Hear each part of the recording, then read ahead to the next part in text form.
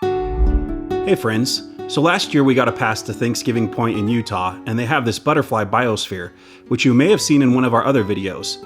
Now my son Alistair used to dread going here, but now he really likes it. He likes it so much, in fact, that he's developed a new stim that I didn't notice until we brought him here. He was stimming constantly while observing butterflies and this little bee exhibit. Alistair loves bees, by the way, and it's fun to watch him observe their behaviors. If you don't know what a stim or stimming is, it's essentially a way for autistic people to get their wiggles out due to a lot of sensory input from their environment. Stim being short for stimulation, in this case, overstimulation. Sometimes autistic people will stim on their own without sensory input because they like the sensation. It usually manifests itself in hand movements or rocking back and forth. It varies from person to person.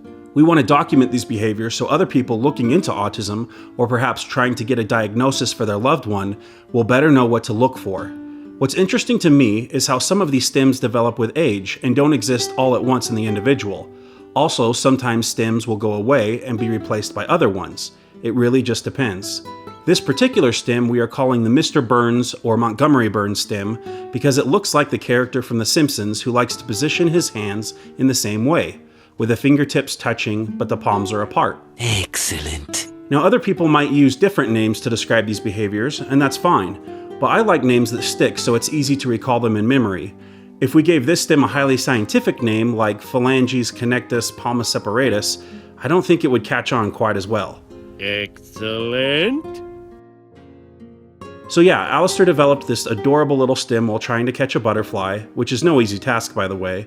It seemed like each time he got close, the butterflies would just take off, and that was upsetting to Alistair. He got pretty impatient and even tried to take away other kids' opportunities to catch butterflies.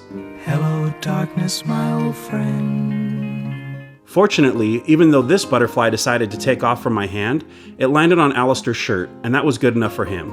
We were glad it did too, because he was about ready to have an anxiety meltdown from so many failed attempts. Ultimately, Alistair was pretty happy he came along for the experience at this exhibit.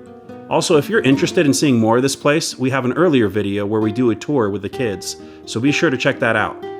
And with that, we want to say thank you, and we'll see you in the next video.